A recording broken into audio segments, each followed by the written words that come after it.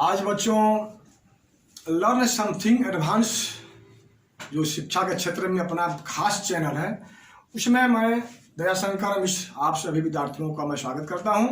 आज आप लोग समझेंगे व्याकरण का बहुत ही रहस्यात्मक चैप्टर, जो कि बहुत बच्चों का मेरे पास कमेंट आ रहा था, कंप्लेन आ रहा था कि सर आप पदबंध के बारे में बताइए, वाक्य के बारे में बताइए। तो मैं आप लोगों को, इसे तो साधारण है लेकिन बहुत गंभीर है, नहीं जानने पर तो सब कुछ गंभीर होता है, लेकिन यह गंभीर है। तो आप लोग आज जानेंगे वाक्य विचार के अंतर्गत क्या क्या पदबंध, वाक्य और उपवाक्य क्या होता है, इसको जानेंगे तो आगे वाला जो भी चैप्टर आएगा आप उसको आसानी से समझ सकते हैं। तो यह जो चैप्टर आज का है, यह चैप्टर क्लास 9th और 10th के लिए बहुत ही इम्पोर्टेंट है। इसको समझने के बाद आप व्याकरण का और इसके बाद वाला जो चैप्टर है जल्दी समझ सकते हैं। और इसे परीक्षाओं में भी इस तरह के सवाल आते हैं, पदबंध क्या है, उपवाक्य क्या है। बहुत से लड़कों का यह कन्फ्यूजन रहता है कि पदबंध क्या होता है, वाक्य क्या होता है, उपवाक्य क्या होता है। तो आज मैं क्लियर कर दूंगा कि यह क्या चीज़ होता है। एकदम कम शब्दों में, बहुत छोटी परिभाषा में मैं आप लोगों को बता दूंगा कि वाक्य, पदबंध, ये सब क्या होता है, जो आप लोगों के लिए बहुत ही इम्पोर्टेंट होगा। तो आप लोग चलिए हम चलते हैं विषय वस्तु पर। आप लोग गौर करेंगे, इसको समझेंगे कि इसका अर्थ क्या होता है। बता रहा हूँ आप लोगों को।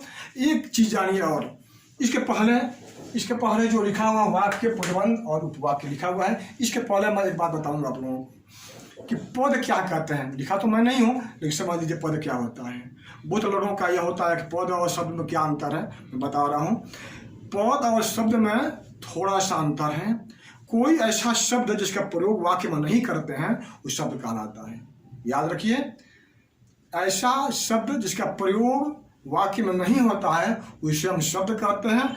जैसे ही वह शब्द वाक्य में प्रयोग किया जाता है तो पद कहलाता है। जैसे राम एक अच्छा लड़का है, केवल हम राम कहते हैं तो शब्द कहलाएगा। राम एक अच्छा लड़का है, राम का प्रयोग वाक्य में कर दिया गया तो राम क्या हो गया, पद हो गया। तो अब चलिए पद जान गए। अब यहाँ पर आते हैं हम कि वाक्य, सबसे पहले वाक्य किसे कहते हैं समझिए। वाक्य किसे कहते हैं?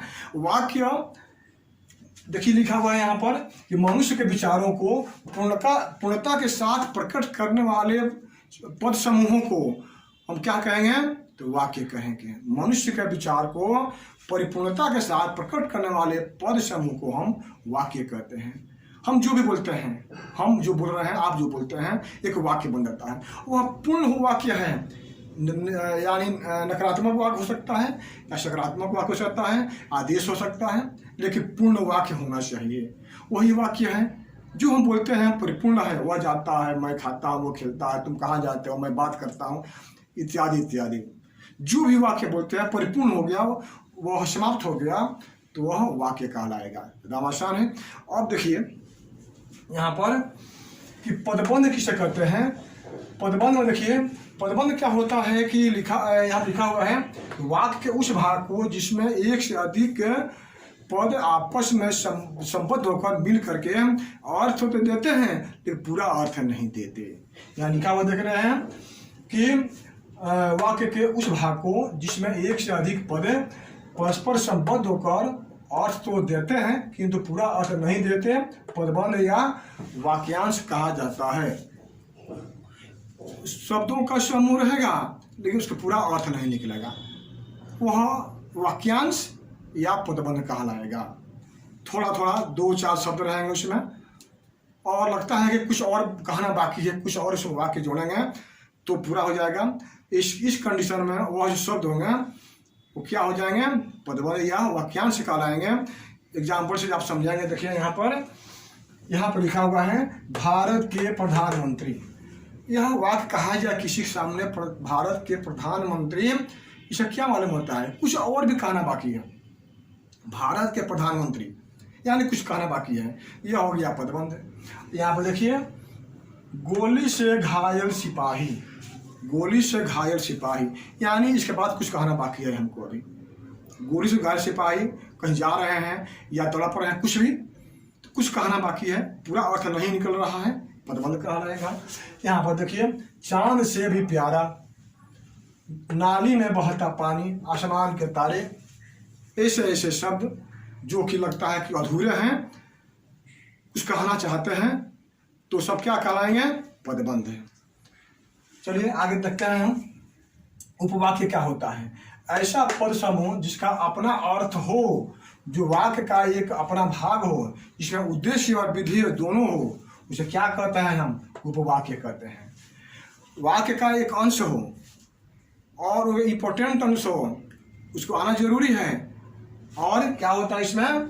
इसमें उद्देश्य और विधि दोनों हो, तो वह क्या कहलाएगा? वह आपको उपवाक्य कहलाएगा। उद्देश्य विधि समझते होंगे आप लोग।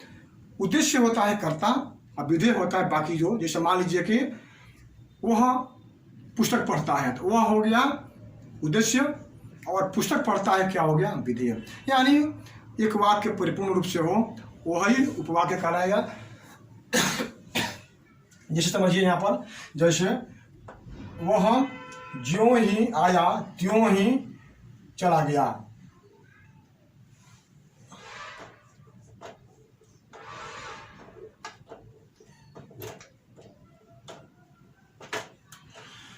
वह ज्यों ही आया त्यों ही चला गया। राम ने कहा कि मैं पढ़ूंगा। यहाँ पर देखिए, वह ज्यों ही आया, यह हो गया उपवाक्य। यहाँ पर उद्देश्य है और विधेय दोनों ही है। त्यों ही चला गया, इस पर यह आधारित है। राम ने कहा कि मैं पढ़ूंगा, राम ने कहा कि मैं पढ़ूंगा। अब यहाँ पर देखिए, मैं पढ़ूंगा, यह उद्देश्य और विधेय दोनों है। एक पर एक आधारित रहेगा वाक्य, उसे हम कहेंगे उपवाक्य, जो वाक्य का एक भाग होता है। इसमें उद्देश्य और विधेय पहचानने का तरीका ये होता है, उसमें उद्देश्य और विधेय दोनों रहता है।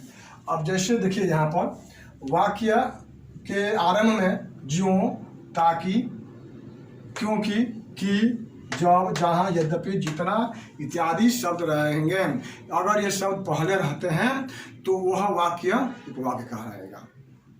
तो पहचानने का तरीका भी हम बता दिए आप लोगों को, इसको समझ करके आप उसको पहचान सकते हैं उपवाक्य क्या होता है।